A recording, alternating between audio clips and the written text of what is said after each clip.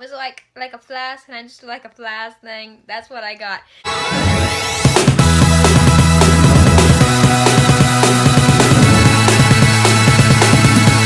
This is the only thing I've ever wanted. This.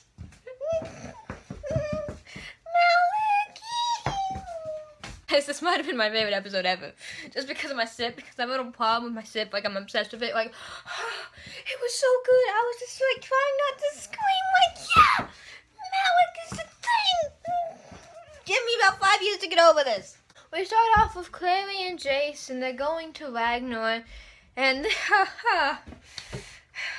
with happiness comes pain, guys, except for pain came first. Because they had this stupid green fire. I don't know. It's kind of weird. Didn't really even like the CGI as they walked in fire. But Clary gets through, and then suddenly Magnus and Jace aren't there. Oh, shocking. Magnus is just there because he had this fire phallic in the beginning. It was so awful. It was so awful, guys. It was dark times. I loved when Clary and Alec were thanking one another because they do get along now, as of now. The whole Malik fighting, I liked it and I didn't. There was this, I loved what Magnus was saying to Alec. I didn't like how he seemed to always be using magic, almost like he was trying to magic Alec to loving him. I know he's not in any way, but it almost seemed like that. Like if you hadn't known their backstory or you hadn't seen every single episode of the season, you would have assumed that. There was this one part where something about their breath tingles or something against your skin, and Magnus rolls out this long, like, stream of blue fire. That was probably the worst for me here. We have Izzy throwing Alec a bachelor party. Oh, that was amazing. That was She goes to Simon for help in the stupid Hotel de Mort, and I was like, Sissy! It's way too early, but Sissy! And, you know, at first time it's like, oh yeah, strippers and alcohol, and there's your bachelor party, and that's obviously not what Isabel wants to hear. And then he's like, it's basically just a commitment of best friends promising to be best friends, even though one of them's getting married. And I was like, I know this is going. When Jace and Clary go on the stupid mission, they're like arguing, and Magnus is just in the back, and he says this line, excuse me, I came here to avoid my own relationship problems, not to be the front row of your relationship problems, or something like that. It was so good and so Magnus. Oh, it was perfect. I could literally see him saying something like that in the books, and I could see a lot of things that Clary said, like, in the books, too. Jace was like, oh, I don't really want to talk about Jace, but, like, Clace is in this awkward stage right now. I mean, I figured it was in the awkward stage in the books, too, so, I mean, well, okay. I don't even care about Clace. We don't have that zip to worry about. We got the other one now. And everybody keeps telling Alec, you know, if this is what you want, then it's not what you want, Alec. Stop it. We have this little projection board. We have Hodge there, and he's like, I don't know, the leader. He's like, all these warlocks, and there's Ragnar up there. Number one, he's not green, but he has horns, so okay, whatever. There's two other warlocks. Is this Tessa and Catalina? I really, really hope it's not, because Catalina, it's not Catalina, it's Kalina. She's blue. First off, really, really want my blue warlock. And Tessa was blonde in that picture. I'm just gonna say that these are just random effing warlocks, and I never want to see them again. And I don't care, because this is not Tessa or Kalina. Leave them alone.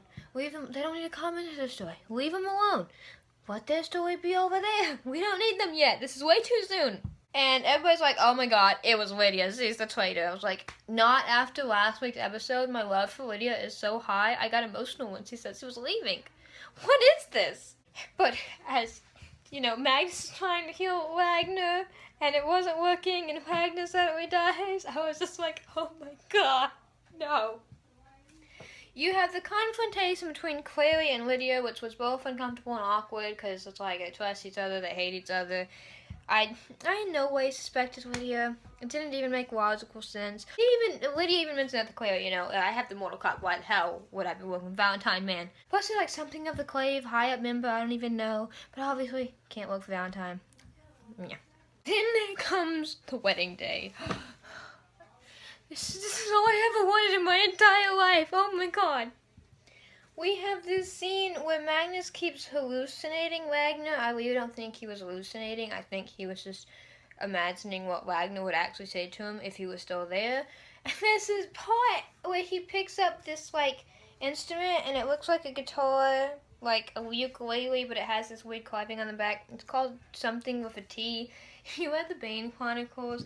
Magnus plays it in the very first story, and he sounds so horrendous in it that Kalina and Wagner plead with him to stop because it sounds like a cat dying. And I don't know, just seeing that, I knew what it was. It was emotional. And Wagner was mentioning, like, you know, that boy in the first one, the Bane Chronicles, I don't remember his name of now, starts with an M. And we have a picture with him and Camille and how he was talking about how Camille had broke his heart. And then Wagner was like, you're immortal. You don't need to party this away. Someday somebody's going to take all these walls down. And we all know. We know who it is, guys. We know. And then Wagner's like, you're not Camille. You need to fight for what you want. And I was like, oh my God, Wagner, I want to hug you. We skip to the next scene, which is the wedding. We have a silent brother with his weird stick bangy thingy silence. I don't know, it's kind of weird. We had Simon. Simon was in the sun, guys. Did, like, anybody notice that? He stole Raphael's suit and he looks dazzling to Clary. They have this hugging moment and Jace is glaring of, like, jealousy. I'm sorry, Jace. Simon's not her brother, or doesn't think he is. Jace is having some dark mental problems right now. The parabatai scene between Jace and Alec, finally. Oh, I've waited all season for this. The parabatai bond is exactly where I want it. We've fixed it. It's not weak or whatever. Jace is like holding some weird necklace that Alec puts on Lydia. I don't know, men in arms, something like that he called it. I don't even know. It was beautiful. My parabatai, my ship, everything is working. God. And we have the wedding, and you hear the Silent Brothers talking, and I actually like how they did the Silent Brothers voice. It's kind of creepy, but you get the image that they're not talking, it's in your head. Everybody's there, and you have this scene where Maris is like, I'm so proud of you, and I was like, oh no, not this. And then, right as they're about to mark one another, after they put some bracelet and some necklace on, you have Magnus walk in, literally as Lydia's about to touch Alec's skin with the ruin. And I was like, oh no. This was so perfect because I didn't want Magnus to stop the wedding and he didn't. He just paused it so that Alec realized what he wanted. I don't know, it was it was just exactly how I wanted it. It's Alec who realizes this. Magnus doesn't push him into it. It was so good. It was so good. And Maris is like, what is this warlock doing here? Number one, you have the wrong parent angry. Maris is so outraged, and it should be Robert because Robert was the one who hated Alec. But whatever, I can see it's like hours after the wedding day that Maris could be the one enraged and not Robert. Maybe Robert's will come over passing of time and whatever. We'll just see where this is going. And Magnus is like, this is between me and your son. I will leave if he wants him to. And this is amazing scene where Lydia was like, you deserve to be happy and I'll be okay. And you can go to Magnus. And I was like, Lydia, I wanna hug you. And I love Lydia. Jason's like, did Alec invite Magnus? And Izzy's like, no, I did. Izzy's the queen now, except for pitches. Don't take that towel away from him. Alec is like, I can't believe. Oh no, can't do it. And then, I don't know, after Lydia said that, he starts walking towards Magnus. There's some song was playing. It was kind of dramatic, or maybe a little bit over the top, but I don't even care because it's my ship. It's my ship, guys. And we have the Mallory kiss. I was trying not to scream. I was like, oh my god, Malik. Oh my god, this was amazing. Oh my god. And you see Maris and Robert, and they're outraged. And Jace is smiling, and Izzy's smiling, and Clary and Simon is smiling. Everybody ships Malik. Deal with it. Get over it. It was beautiful. And then Simon comes up. He makes some reference to a movie. He's like, and then you're on the bus, and you're Ben, and then you're this one, but you're much more masculine. I don't even know. It was 120% perfect for Simon, I swear.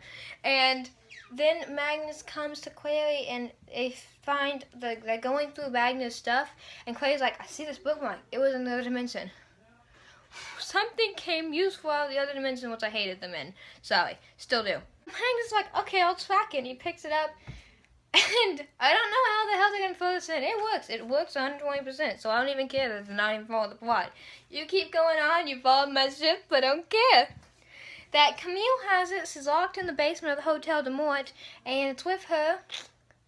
Obviously, they can get it back. They gotta do some more Raphael Peace blackmailing contract thing again, I guess, and somehow detain Camille. And then we had the finale, and this is where we're gonna get our finale. I'm so pumped. I'm so pumped for next week's episode. Nobody understands, okay? We see Lydia, and she still has her hair like she had in the wedding, and she's packing her bags, and she's leaving because she's going back to Idris. She gets attacked when she has the little cup, and she gets knocked out. I was like, oh my god, not Lydia, please! And somebody takes the cup, and I was like, oh. And I had my suspicions when they started suspecting Lydia was the traitor. I was like, no, it's the other guy named Hodge that we know because of the book. We have at the very end, Hodge's like, hey Luke, go get some rest. Watch over Jocelyn. And I was like, oh no.